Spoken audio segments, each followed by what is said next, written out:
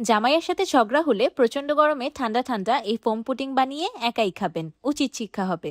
বানানোও কিন্তু খুব সহজ। ডিম ছাড়া শুধু 4টি উপকরণে মাত্র 20 মিনিটে তৈরি করতে পারবেন ফোমের মতো হালকা ও নরম তুলতুলে ফোম পুডিং, যেটা ক্যারামেল পুডিং থেকে খেতেও 10 গুণ বেশি মজাদার।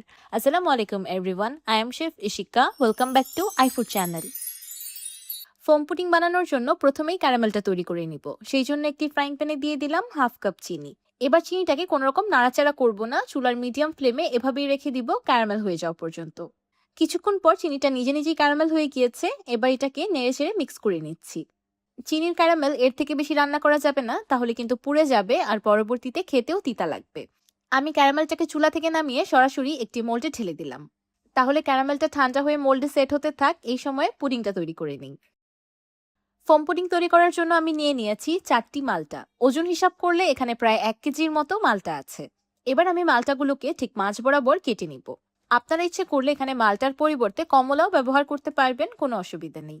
সবগুলো মালটা কাটা হয়ে গিয়েছে। এবার আমি মালটার রসগুলো বের করে নিচ্ছি। 1 কেজি মালটা থেকে আমি প্রায় 1.5 কাপের মতো মালটার রস পেয়েছি। এবার মালটার রসটাকে ছেঁকে একটি প্যানে নিয়ে নিলাম। আমি এখনো চুলার ফ্লেমটা অন করিনি। সবগুলো উপকরণ একসাথে মিশিয়ে নেওয়ার পর আমি চুলার ফ্লেমটা অন করব। এবার মালটার রসে দিয়ে দিলাম 1 টেবিল চামচ আগার আগার পাউডার। একটি উইক্সের সাহায্যে আগার আগার পাউডার মালটার রসের সাথে খুব ভালোভাবে মিক্স করে নিলাম। আপনারা ইচ্ছে করলে এখানে আগার আগারের পরিবর্তে হালাল জেলেটিনও ব্যবহার করতে পারবেন। যদি জেলেটিন ব্যবহার করেন তাহলে এখানে প্রায় 15 গ্রাম জেলেটিন ব্যবহার করতে হবে। এবার দিয়ে দিলাম 1/4 কাপ চিনি। মালটার রসটা কতটুকু মিষ্টি, চিনির পরিমাণটা সেই অনুযায়ী বাড়িয়ে বা কমিয়ে দিতে পারেন। এবার চুলার মিডিয়াম ফ্লেমে নেড়েচেড়ে মিশ্রণটাকে রান্না করতে থাকবো একটি বলক চলে আসা পর্যন্ত। এইদিকে একটি বাটিতে দিয়ে দিলাম 1 কাপ হেভি ক্রিম বা হুইপিং ক্রিম। এখন একটি ইলেকট্রিক বিটারের সাহায্যে ক্রিমটাকে খুব ভালোভাবে হুইপ করে নিব। আপনাদের হাতের কাছে যদি এমন কোনো ইলেকট্রিক হ্যান্ড বিটার অ্যাভেলেবেল না থাকে, তাহলে আপনারা এই ক্রিম হুইপিং এর কাজটা ব্লেন্ডার জারেও করতে পারবেন। ডিপ ফ্রিজ থেকে ঠান্ডা ঠান্ডা হুইপিং ক্রিম বের করে ব্লেন্ডার জারে ব্লেন্ড করে নিলেই খুব ইজিলি ক্রিম হুইপ হয়ে যাবে।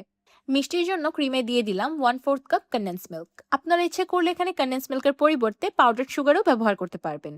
ক্রিমটা খুব ভালোভাবে হুইপ হয়ে গিয়েছে। এইদিকে মালটার রসের মিশ্রণে খুব ভালোভাবে বলক চলে এসেছে।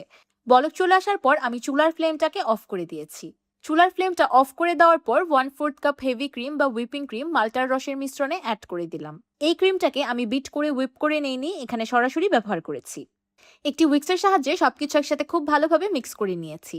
এবার গরম গরম মিশ্রণটাকে আগে থেকে বিট করে রাখা হুইপিং ক্রিমের উপর ঢেলে দিচ্ছি। যেহেতু এখানে আগার আগার পাউডার ব্যবহার করা হয়েছে, তাই বেশি দেরি করা যাবে না। চুলা থেকে নামিয়ে গরম গরম মিশ্রণটা হুইপিং ক্রিমে ঢেলে দিতে হবে।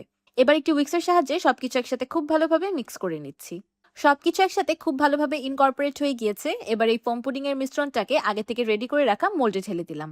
এবার এই ফোম পুডিংটাকে এভাবে রুম টেম্পারেচারে রেখে দিব একদম সেট হয়ে যাওয়া পর্যন্ত। 1 ঘন্টা পর পুডিংটা সম্পূর্ণ ঠান্ডা হয়ে গিয়েছে, আর দেখতেই পারছেন খুব ভালোভাবে সেট হয়ে গিয়েছে। এবার এটাকে ডিমোল্ড করে নিচ্ছি। পুডিংটা ডিমোল্ড করতে একদমই অসুবিধা হয়নি, খুব ইজিলি ডিমোল্ড হয়ে গিয়েছে। মাশাআল্লাহ, দেখতেই পারছেন কত দারুণ সুন্দর একটা পুডিং তৈরি হয়েছে।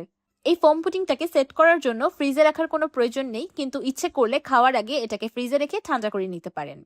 ক্যারামেলের কালারটাও এত পারফেক্ট এসেছে, মনে হচ্ছে যেন পুডিংটাকে অরেঞ্জ গ্লেজ দিয়ে কভার করেছি, তাই না? এবার আমি আপনাদেরকে পুডিংটা কেটে দেখাচ্ছি যে ভিতর থেকে কেমন হয়েছে। মাশাআল্লাহ, দেখতেই পারছেন নাইফ লাগানোর সাথে সাথেই কেটে যাচ্ছে। পুডিংটা এতটা বেশি সফট হয়েছে। এই পুডিং এর ভিতরের টেক্সচারটা পুরাই ফোমের মতো, একদমই ক্রিমি আর হালকা। যারা ডিমের তৈরি পুডিং খেতে পছন্দ করেন না বা ডিম খান না, তাদের জন্য খুবই পারফেক্ট একটা রেসিপি। খেয়ে কেউ বুঝতেই পারবে না যে ডিম ছাড়াও এত মজাদার পুডিং বানানো সম্ভব। এই পুডিংটা একবার খাওয়া শুরু করলে হাত আর থামেই না, জাস্ট খেতেই ইচ্ছে করে। অন্যান্য পুডিং এর থেকে এই ফোম পুডিং এর টেস্ট অ্যান্ড টেক্সচার খুবই বেশি আলাদা। তাই আমার মনে হয় যারা পুডিং খেতে পছন্দ করে না, এটা তাদের কাছেও ভালো লাগবে। প্রচন্ড গরমে এমন ঠান্ডা ঠান্ডা একটা ডেজার্ট হলে আর কি লাগে বলুন তো। আমার আজকের এই ফোম পুডিং ডেজার্ট রেসিপিটি আপনাদের কাছে কেমন লাগলো আমাকে অবশ্যই কমেন্ট করে জানাবেন। ভিডিওটি ভালো লাগলে একটি লাইক দিবেন আর আমার চ্যানেল সাবস্ক্রাইব করে আমার চ্যানেলের পাশেই থাকবেন। আল্লাহ হাফেজ।